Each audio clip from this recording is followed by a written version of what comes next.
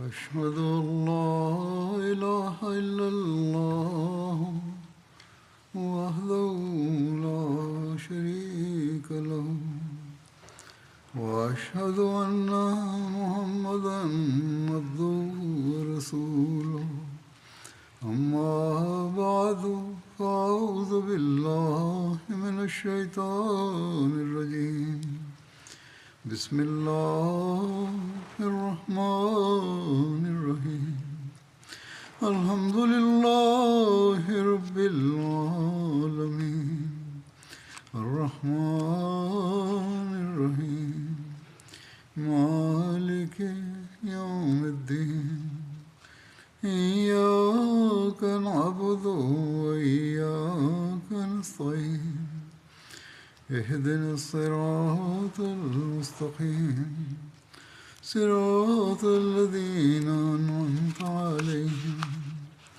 غير المغضوب عليهم ولا الضالين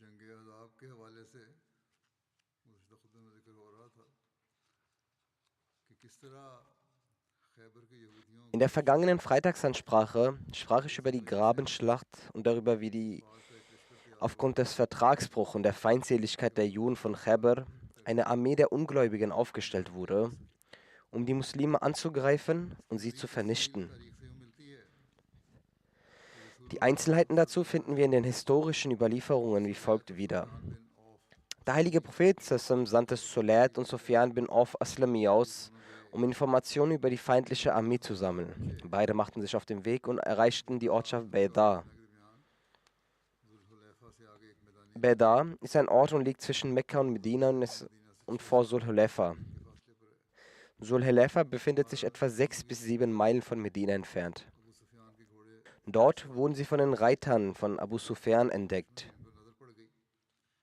Als sie bemerkten, dass der Feind sie erkannt hatte, kämpften sie, bis sie beide den Märtyrertod erlitten. लाया गया Beide wurden zum heiligen Propheten zusammengebracht und gemeinsam in einem Grab beigesetzt. क्या है कि जब खंदक खोदने का फैसला हो गया Es steht geschrieben, सल्लल्लाहु अलैहि वसल्लम nachdem die Entscheidung getroffen war, einen Graben auszuheben, setzte sich der heilige Prophet auf sein Pferd. Ihn begleiteten einige Ansar und Muhajirin. तो आप सल्लल्लाहु अलैहि वसल्लम ने लश्कर के पड़ाव के लिए Der heilige Prophet sallam, suchte nach einem geeigneten Ort, um das Heer rasten zu lassen, कि आप सलाह und entschied, dass der beste Platz dafür ein Ort war, an dem der Berg Salah im Rücken lag. और रातिश तक खंदक खोदी जाए Der Graben sollte von Mesas bis Subab und weiter bis Rittisch ausgehoben werden. Mesas war ein Ort in Medina in der Nähe des Berges Salah. Subab war der Name eines Berges in der Nähe von Medina. Medina के किलों में से Und Ratij war eine der Burgen Medinas, die im Besitz der Juden war. मशरिक में वाक़ एक छोटा पहाड़ था Es wird auch berichtet, dass sich östlich von Subab ein kleiner Hügel befand. और मुसलमान An diesem Tag begann die Aushebung des Grabens. Die Muslime liehen sich zahlreiche Werkzeuge von den Banu Qurayza, वगैरह मुस्तार लिए darunter Haken, große Äxte, Schaufeln und weitere. खंदक की हर जानब की Der heilige Prophet sallallahu alaihi wasallam wies jedem Abschnitt der Grabenaushebung einer Gruppe zu. Er sallallahu alaihi wasallam teilte die Gefährten in Gruppen von je 10 Personen ein. Und jeder Gruppe wurde ein Abschnitt von 40 Yards zugewiesen, den sie ausheben sollten. हिस्सा लिया Der heilige Prophet beteiligte sich auch persönlich an der Ausgrabung und trug den Sand auf seinem Rücken, bis hin, dass sein Rücken und Bauch vollständig mit Staub bedeckt wurde. से फारग हो जाते दूसरे की मदद की Die Muslime, die ihren Abschnitt fertiggestellt hatten, halfen den anderen, bis der Graben vollständig ausgehoben war. साथियों की मदद के लिए Es war nicht so, dass sie ihre Arbeit beendeten, um sich dann auszuruhen, sondern sie fingen an, die anderen zu unterstützen. पीछे नहीं रहा और हजरत अबू बकर Kein Muslim blieb bei der Ausgrabung des Grabens zurück. तो जल्दी में Und wenn Hazrat Abu Bakr und Hazrat Umar keinen Korb fanden, dann sammelten sie eilig den Sand in ihren Kleidern oder benutzten ein Tuch, um den Sand darin zu transportieren, und trugen ihn fort. Also Mirza Bashir Ahmed Sahib hat die Einzelheiten hierzu folgendermaßen erwähnt. Für eine so große Armee war es schwierig, ihre Bewegungen geheim zu halten. Und außerdem war das Geheimdienstsystem des heiligen Propheten zusammen sehr gut organisiert. Daher hatte das Heer der Quraysh gerade erst Mekka verlassen, als der heilige Prophet sallam die Nachricht erhielt, worauf er die Gefährten versammelte und um Rat in dieser Sache bat. Bei diesem Beratungstreffen war auch ein aufrichtiger Gefährte aus dem Iran namens Hazrat Salman, der Perser, radiallahu anhu, anwesend. Da Hazrat Salman Farsi sich mit nicht-arabischen Kriegsstrategien auskannte, schlug er vor, einen langen und breiten Graben um den unsicheren Teil Medinas auszuheben und sich zu verteidigen. Die Idee eines Grabens war ein neues Konzept für die Araber.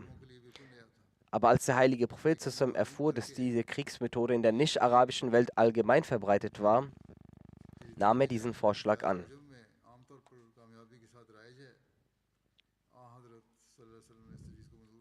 In der vergangenen Freitagsansprache hatte ich auch erwähnt, dass auch Allah dem heiligen Propheten zusammen mitteilte, dass diese Methode gut ist. Es steht geschrieben, die Stadt Medina war an 3 Fronten bis zu einem gewissen Grad sicher. Dank den Mauern, aus einer ununterbrochenen Folge von Häusern, dicken Bäumen und großen Felsen waren diese Fronten von einem plötzlichen Angriff der Armee der Quraysh geschützt. Nur von der nach Syrien gerichteten Front aus konnte der Feind auf Medina eindringen.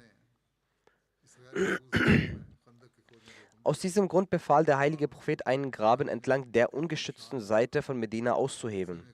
Unter seiner eigenen Aufsicht ließ der heilige Prophet die Linien des Grabens abstecken und teilte den Graben in Abschnitt von je 15 Fuß ein, worauf er diese Arbeit auf Gruppen von 10 Gefährten aufteilte.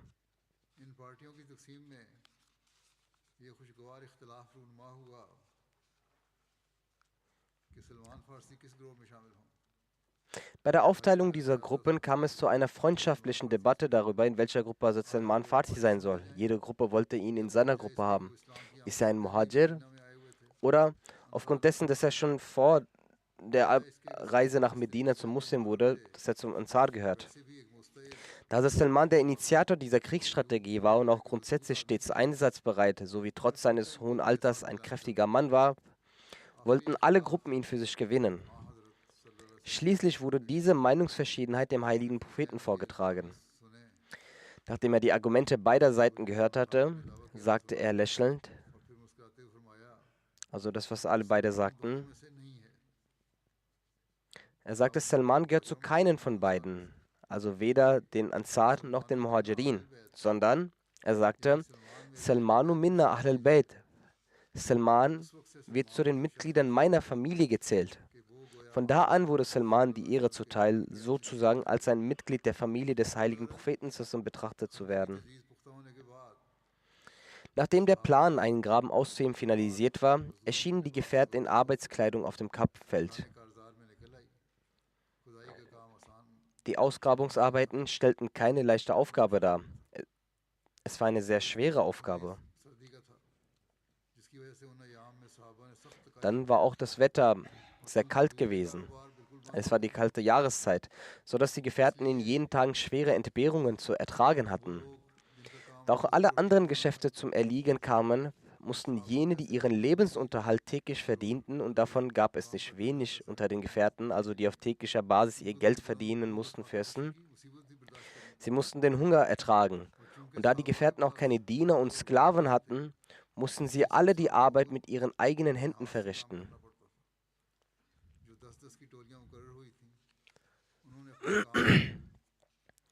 Innerhalb dieser Zehnergruppen gab es eine weitere Arbeitsteilung, bei der einige Männer gruben, andere die ausgehobene Erde und die Steine in Körbe füllten, die sie auf ihren Schultern trugen und wegschütteten.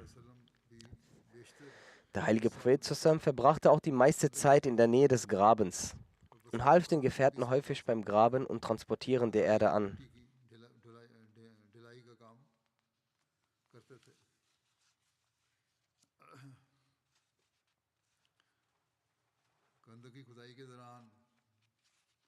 Um alle während des Ausgrabens auch munter zu halten, wurden auch immer wieder Gedichte rezitiert. Über die Einzelheiten hierzu heißt es, von Sal bis Sa'd und Anas wird überliefert, der heilige Prophet kam zu uns, als wir gerade den Graben gruben, und die Erde auf unseren Schultern abtransportierten. Als der heilige Prophet unsere Mühe und unseren Hunger sah, sprach er: Allahumma la aisha illa aishul akhira. Faghfiril ansara wal muhajira. O Allah, das Leben ist das des Jenseits und der wahre Luxus des Jenseits. So vergib den Ansar und den Muhajirin. Die Gefährten antworteten dem heiligen Propheten: Nahnullazi baya'u Muhammadan alal jihade ma bakina abada. Wir sind diejenigen, die Mohammed den Treueeid auf den Dschihad abgelegt haben, solange wir leben.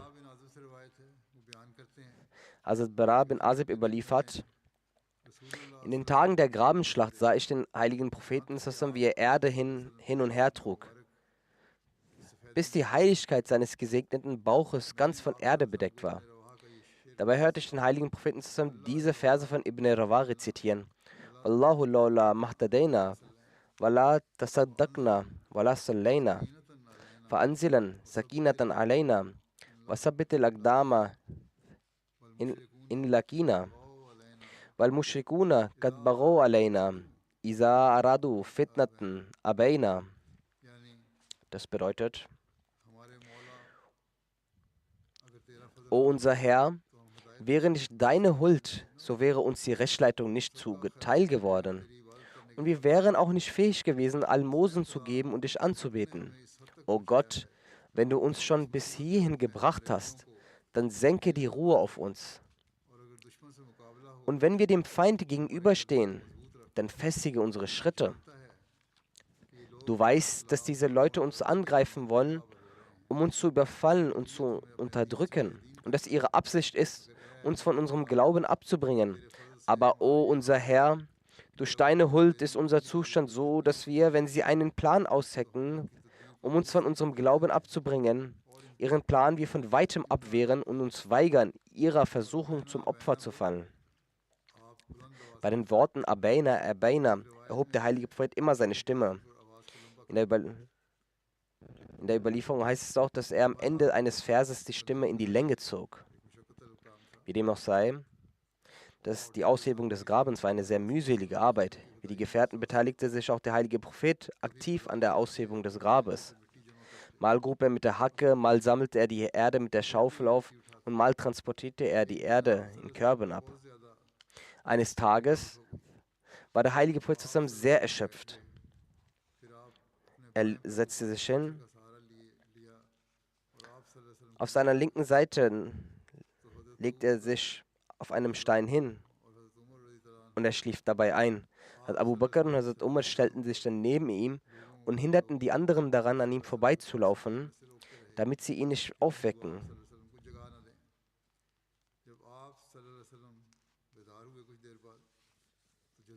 Als der heilige Prophet nach kurzer Zeit aufwachte, sagte er: Wieso habt ihr mich nicht aufgeweckt? Ich habe geschlafen, ihr hättet mich aufwecken sollen. Dann nahm er die große Hacke und stich damit in den Boden ein. Also er fing sofort mit der Arbeit an. Die Teilnahme des heiligen Propheten und der Segen seiner Gebete ließen die Gefährten ihrer Sorge und ihre Strapazen, ihre Arbeit beinahe völlig vergessen. Auf der einen Seite wurden reine Strophen gesprochen, während auf der anderen Seite auch kleinere Scherze im Gange waren. So geschah es einmal, dass der junge Zaid bin Sabit, der noch ein sehr junger Gefährte war, bei der Aushebung des Grabens in diesem eingeschlafen war. Einer seiner Kameraden nahm ihm scherzhaft seine Werkzeuge zum Ausgraben an sich. Als Zaid aufwachte und sein Werkzeug nicht fand, geriet er in Panik, während seine Freunde sich über seine Verwirrung amüsierten. Als der heilige Prophet davon erfuhr, sagte er zu Zaid: Junge, du hast so tief geschlafen, dass du nicht einmal auf dein Werkzeug geachtet hast. In einer anderen Überlieferung wird berichtet, dass der heilige Prophet selbst zu Zaid kam und mit einem Lächeln sagte: Ja, aber Ruqad, o Vater des Schlafers. Gleichzeitig machte der heilige Prophet in Bezug auf Scherz auch in einer weise Art eine Aufklärung. Er fragte: Weiß jemand, wo Zaids Sachen sind? Einer antwortete: O Prophet, ich habe sie bei mir. Ich habe sie entnommen. Der heilige Prophet sagte, man sollte keinen Muslim in solch einer Weise beunruhigen, indem man seine Waffen oder sein Eigentum wegnimmt. सहाबा की मुसलसल शबाना रोज़ मेहनत Dank der unermüdlichen täglich und nächtlichen Anstrengungen der Gefährten und des Segens der Gebete des heiligen Propheten sallam, wurde der Graben schließlich fertiggestellt. Die Muslime hatten den Graben sorgfältig ausgehoben und befestigt. In Bezug auf die Dauer der Fertigstellung des Grabens gibt es verschiedene Überlieferungen. 6 Tage, 10, 15, 20 und sogar einen Monat. Die meisten Überlieferungen stammen jedoch auf eine Dauer von 15 Tagen bis hin zu einem Monat. Der Graben war etwa 6000 Yard lang, was ungefähr 3,5 Meilen entspricht. Seine Breite betrug 9 Handspannen und seine Tiefe 7 Handspannen. Eine Handspanne wird mit etwa 1,5 Fuß gemessen, sodass die Breite des Grabens ungefähr 13 bis 14 Fuß und die Tiefe etwa 10 bis 11 Fuß betrug. Dieser riesige Graben blieb über Jahrhunderte bestehen, bis er langsam durch den ständigen Fluss des Wassers im Tal Wadhan abgetragen wurde. Wadhan ist eines der 3 bekannten Täler Medinas. Die anderen beiden sind das Tal von Aqiq und das Tal von Kanaan.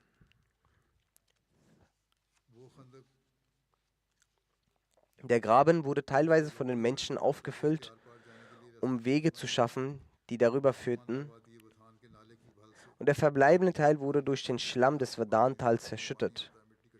Dieser Schlamm entsteht, wenn Regenwasser vom Fluss herbeigespült wird und sich ablagert.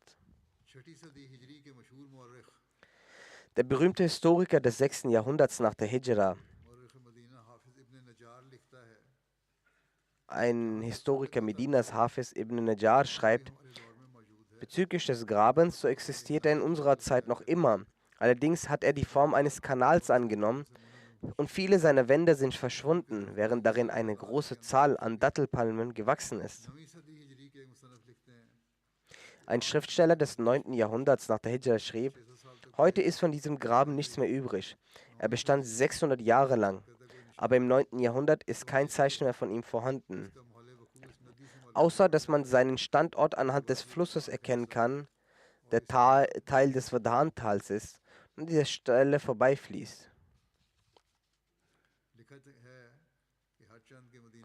Es heißt, dass diese Tage in Medina eine Zeit der Angst, Furcht und Sorge waren. Die Heuchler suchten nach Vorwänden, um sich in ihre Lager und Häuser zurückzuziehen, doch motivierten und unterstützten sie tatkräftig, Schulter an Schulter, und waren dabei ganz weit vorne.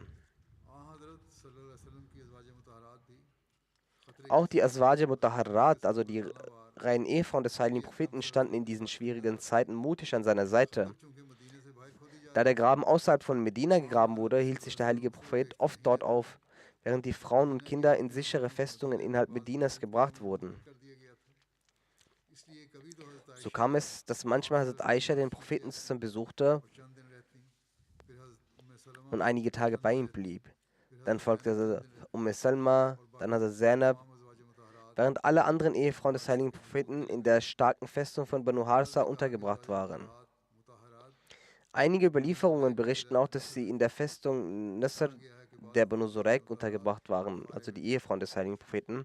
Es wird auch gesagt, dass einige von ihnen in der Festung von Farah waren. Farah war die Festung von Hassan bis Sabit in Medina. Während der Graben ausgehoben wurde, geschieht noch einige Wunder. Darunter wird auch über das Ereignis berichtet, in dem ein Fels sich nicht brechen ließ. In einer Überlieferung hierzu heißt es, während der Graben ausgehoben wurde, stoß man auf eine feste und steinige Stelle. Die Gefährten hatten es trotz großer Mühe nicht geschafft, den Felsen zu brechen. Letztendlich baten sie den heiligen Propheten um Unterstützung. Er nahm die Spitzhacke, schlug auf die steinige Stelle ein und die steinige Stelle zerfiel wie Sand. In einer Überlieferung heißt es wie folgt: Der heilige Prophet ließ etwas Wasser holen und hat darin seinen Speichel eingefügt. Danach hat er zu Allah, dem Allmächtigen, gebetet und das Wasser auf den steinigen Boden geschüttet. Von den Gefährten, die vor Ort waren, berichteten einige, bei dem Wesen, das den heiligen Propheten mit seiner Weisheit offenbart hat. Sobald das Wasser auf dem steinigen Boden fiel, wurde er weich wie Sand. वाकया दूसरा है जहाँ खुशखबरियाँ दी गई थीं बादशाहों की। Nun die andere Begebenheit, पहला in वाकया der über Könige frohe Botschaft verkündet wurde. Dies wird wie folgt berichtet. Die erste Begebenheit war die über das Ausschütten von Wasser. In der nächsten wird von den Königreichen berichtet, die als frohe Kunde verkündet wurden. Darüber wird überliefert. हज़रत सलमान फ़ारसी In einer weiteren Überlieferung wird berichtet, dass Salman Fatih es nicht schaffte, einen Felsen zu brechen. So dann hat er den heiligen Propheten zusammen die Spitzhacke von, so dann nahm der heilige Prophet die Spitzhacke von Hazrat Salman. Hazrat Salman gelang es nicht, ihn durchzubrechen, den Stein. Daraufhin nahm der heilige Prophet selbst die Spitzhacke, schlug damit zu und ein Schimmer wie ein Blitz erstrahlte. Der heilige Prophet zusammen sagte Allahu Akbar. Die beistehenden Gefährten sagten auch Allahu Akbar. Und ein Teil vom Felsen zerbrach. Dann schlug der heilige Prophet ein zweites Mal und erneut strahlte ein Schimmer wie ein Blitz. Und der heilige Prophet sagte Allahu Akbar, woraufhin ein weiterer Teil des Felsens zerbrach. Danach schlug der heilige Prophet ein drittes Mal und der restliche Teil des Felsens zerbrach ebenfalls. Darauf erstrahlte wieder ein Schimmer, worauf der heilige Prophet Allahu Akbar sagte. Und die Gefährten auch sagten jedes Mal Allahu Akbar. Als Salman Farsi, der Beistand, sagte, O Gesandter Allah, als sie mit der Spitzhacke einschlugen, erstrahlte ein Licht aus dem Felsen und sie sagten dazu Allahu Akbar. Daraufhin fragte der heilige Prophet, O Salman, hast du etwa das Licht auch gesehen? Er antwortete, ja, O Prophet Allah, ich habe es auch gesehen. इस पर आप सल्लल्लाहु अलैहि वसल्लम ने फरमाया, पहली बार जब रोशनी निकली थी Der heilige Prophet sagte, Keesara के als das erste Mal das Licht sich offenbarte, wurde mir die Paläste von Hira und Khusro gezeigt. ने मुझे कहा कि आपकी उम्मत इस Und Jibrail, also Gabriel, sagte mir, dass mein Volk sie überwältigen würde. Das zweite Mal, als das Licht schimmerte, sah ich die roten Paläste von Rom und Gabriel sagte mir, dass mein Volk sie einnehmen würde. रोशनी निकली Beim dritten Mal, als es hell wurde, sah ich die Paläste von Sanaa ने बताया कि तुम्हारी उम्मत इन पर भी und Gabriel sagte mir, dass mein Volk sie einnehmen würde. Also als eine frohe Botschaft für dich. Und alle sagten, Alhamdulillah, das ist ein wahres Versprechen. Allah, der Allmächtige, hat uns nach der Schwierigkeit Hilfe versprochen. Der heilige Prophet begann Hazrat Salman, die Merkmale der Paläste von Persien zu beschreiben. Daraufhin sagte Hazrat Salman, O Gesandter Allahs, Sie sprechen die Wahrheit. Das sind in der Tat die Merkmale. Das heißt also, die Merkmale und Eigenschaften, die der heilige Prophet beschrieben hatte, hat Hazrat Salman bestätigt. Er sagte, ich bezeuge, dass der heilige Prophet der Gesandte Allahs ist. Daraufhin sagte der heilige Prophet, O Salman, diese Siege wird Allah nach meiner Zeit geben. Syrien wird erobert werden und Heraklius wird bis an Ende seines Reiches fliehen. Ihr werdet über Syrien regieren und niemand wird gegen euch kämpfen. Der Ost wird erobert und Khosrow wird getötet. Nach ihm wird es keinen Khosrow geben. मुनाफिकीन बड़ा तमस्कुर उड़ाया करते थे Die Heuchler trieben viel Spott darüber. मुसीबत और बेकसी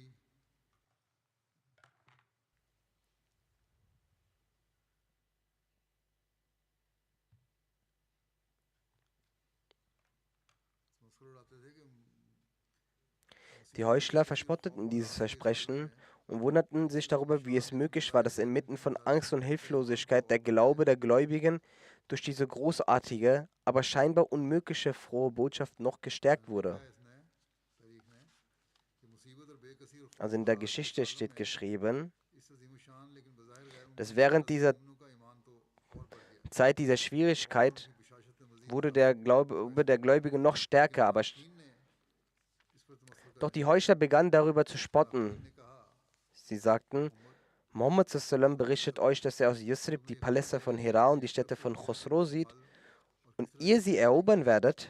और तुम वो फतह करोगे हालांकि तुम यहाँ अपने बचाव के लिए खंदकें खोद रहे हो Wo doch ihr hier zu eurer Verteidigung einen Graben ausgrabt und nur nicht mal die Kraft dazu besitzt, dass ihr von hier verschwinden könnt इस मौके पर मुनाफिक und nur nicht mal auf die Toilette gehen könnt. अल्लाह ताला ने इस आयत में किया है Zu diesem Anlass hatte Allah diesen Zustand der Heuchler in folgendem Vers wiedergegeben. Er sagte,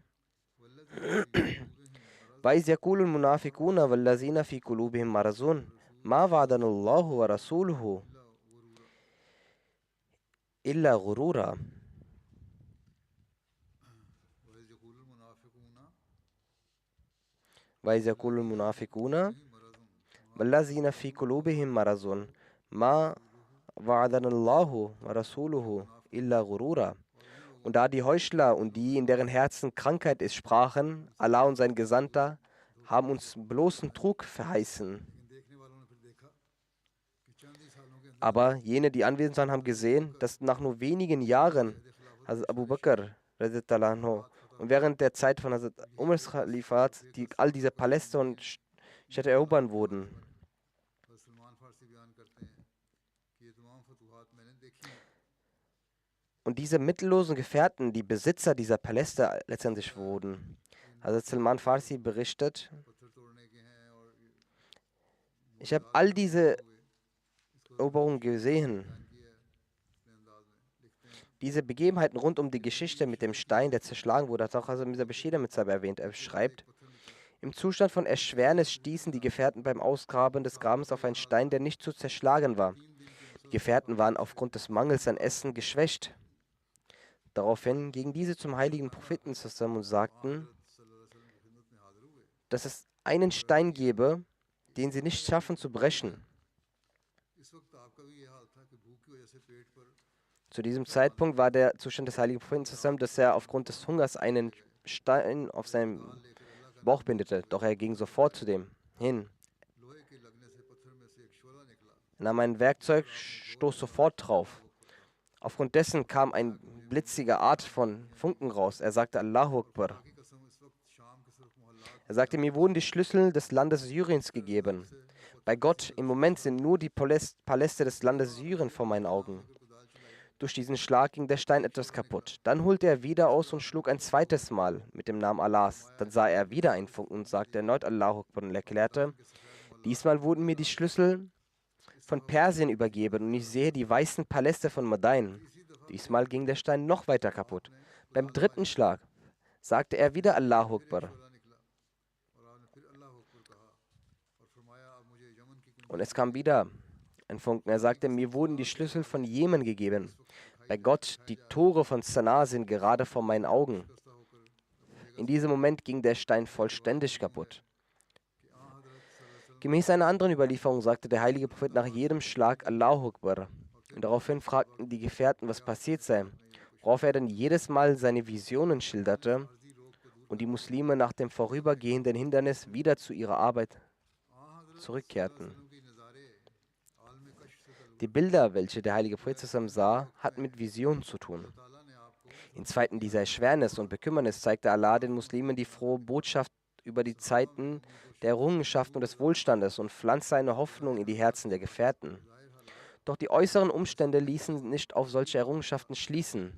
Es waren schwere Zeiten, da selbst die Heuchler aus Medina die Muslime auslachten und verspotteten, als sie dies hörten und sagten, ihr könnt nicht einmal den Fuß aus eurem Haus setzen und träumt davon, die Paläste von Rom und Persien einzunehmen.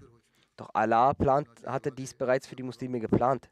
Schließlich gingen all diese Versprechen in ihrer Zeit auch in Erfüllung. Einige in den letzten Tagen des heiligen Propheten, doch die meisten während der Zeit seiner Khulafa.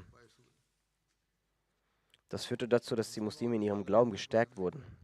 Also Muslim hat auch hierüber geschrieben. Er schreibt, als der Graben ausgegraben wurde, kam ein Stein aus dem Boden hervor, der nicht zu zerkleinern war für die Gefährten.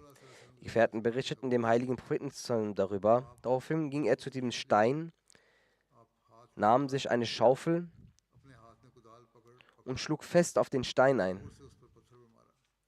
कुदाल के पड़ने से पत्थर Daraufhin kam ein Licht zum Vorschein, ein Funken, und er sagte Allahu Akbar. Dasselbe passierte auch beim zweiten und dritten Mal. फिर आपने फरमाया अल्लाह अकबर। फिर आपने तीसरी दफा कुदाल Also er sagte jedes Mal Allahu Akbar. Auch beim dritten Mal साथ ही schlug er darauf und es kam erneut ein Funken raus. आपने फरमाया Und er sagte Allahu Akbar. Die Gefährten fragten, warum haben sie dreimal Allahu Akbar gesagt? Der heilige Prophet antwortete, jedes Mal, wenn die Schaufel den Stein traf, kam ein Leuchten hervor und Gott gewährte mir einen Einblick über die Errungenschaften der Muslime in der Zukunft. तरक्कियात का नक्शा दिखाया, इस्लाम की आइंदा तरक्कियात का नक्शा दिखाया। पहली दफा की रोशनी में ममलिकत कैसर के निशान Beim ersten Licht sah ich die Festungen des Kaiserreiches, dessen Schlüssel mir übergeben wurde. दी गई। दूसरी दफा की रोशनी में Und mir wurde seine Schlüssel übergeben. दिखाए गए और ममलिकत फारस की कुंजियां मुझे दी गई। तीसरी दफा की रोशनी में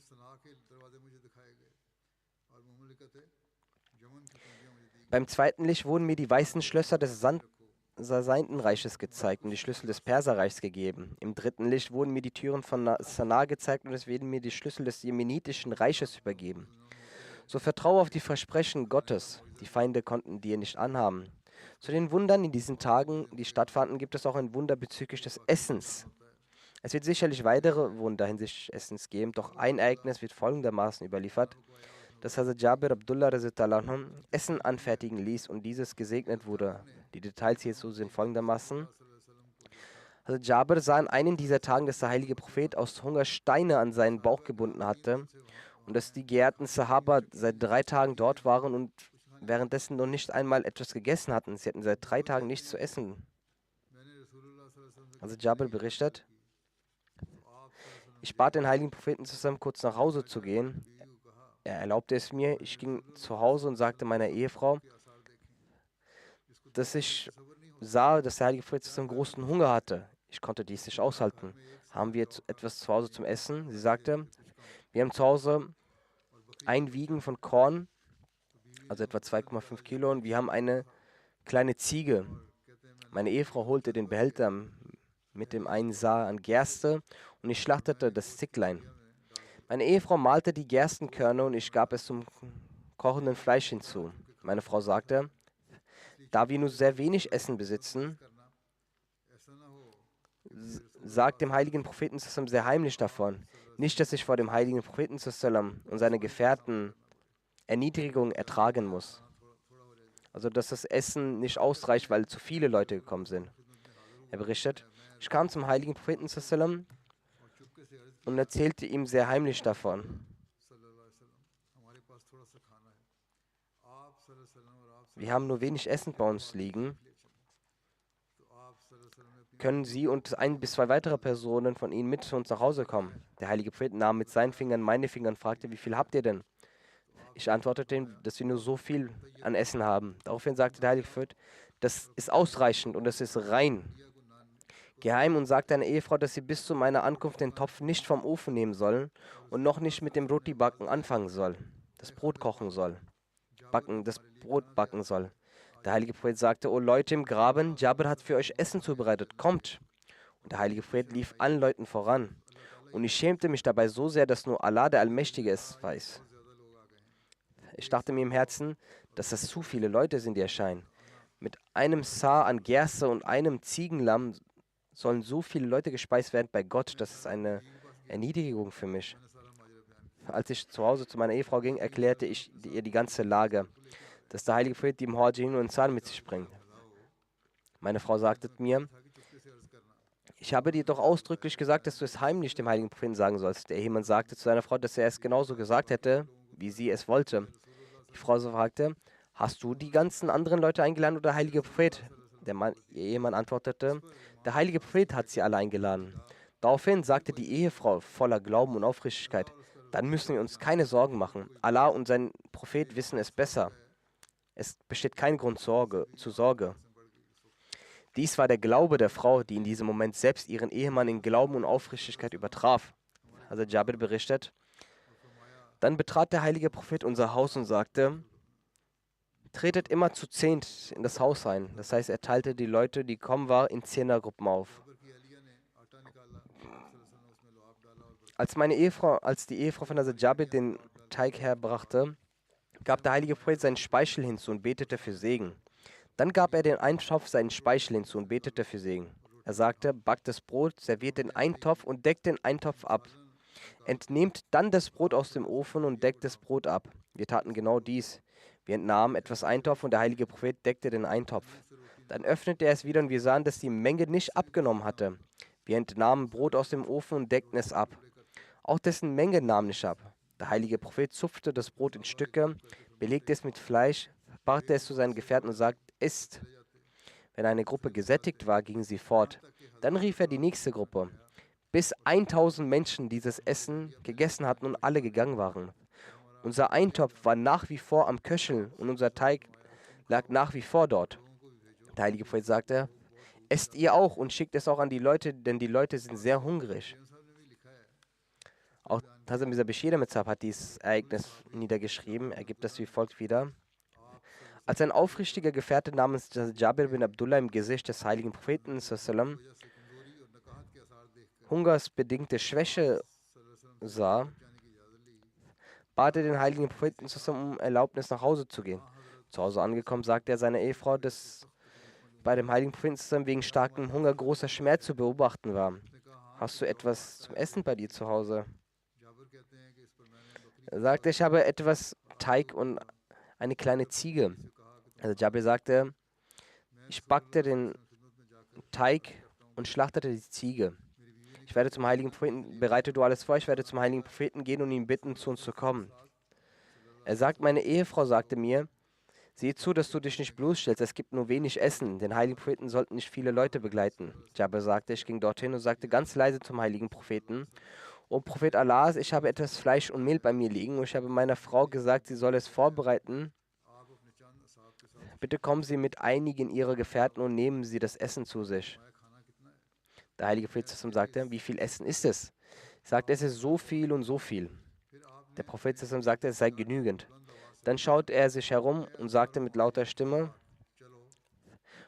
O Gruppe der Ansar und Muhajirin, kommt, Jabbar hat uns eingeladen, lasst uns gemeinsam essen. Daraufhin kamen ungefähr 1000 Gefährten zusammen. Der heilige Prophet sagte zu Jabir, lauf schnell und sage deiner Frau, solange ich nicht da bin, soll sie den Eintopf nicht vom Herd nehmen und auch das Brot soll sie nicht anfangen zuzubereiten. Jabir ging schnell zu seiner Frau, überbrachte ihr diese Botschaft. Doch die Arme war sehr aufgewühlt, denn das Essen reichte nur für ein paar Personen. Es kommen so viele Personen, was soll nun geschehen? Doch der heilige Prophet hat, als er dort ankam, in Ruhe gebeten, auf dem Topf gebeten und das Brot und sagt, dann nun kannst du mit dem Zubereiten des Brotes beginnen. Dann hat der Prophet langsam angefangen, das Essen zu verteilen. Also Jabir überliefert, ich schwöre bei dem Wesen, in dessen Händen mein Leben liegt. Alle wurden mit diesem Essen satt und unser Eintopf war immer noch am Köcheln und das Mehl war weiterhin in Zubereitung. Ich werde in Zukunft weitere Einzelheiten über die Schlacht von Ahzab, die Grabenschlacht, erwähnen.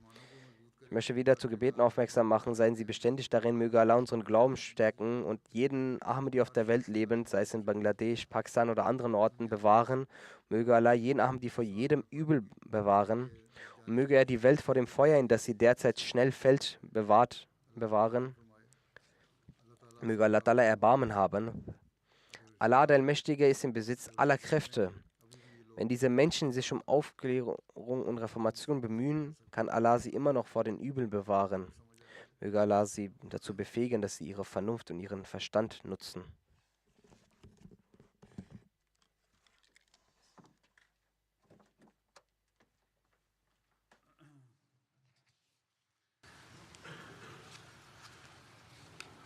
Alhamdulillah. الحمد لله نحمده ونستعينه ونستغفره ونؤمن به ونتوكل عليه ونعوذ بالله من شرور أنفسنا ومن سيئات أعمالنا من يهده الله فلا مضل له ومن يضلل فلا هادي له ونشهد أن لا إله إلا الله ونشهد أن محمدا عبده ورسوله عباد الله رحمكم الله إن الله يأمر بالعدل والإحسان وإيتاء ذي القربى وينهى عن الفحشاء والمنكر والبغي يعظكم لعلكم تذكرون واذكروا الله يذكركم وادعوه يستجب لكم ولذكر الله أكبر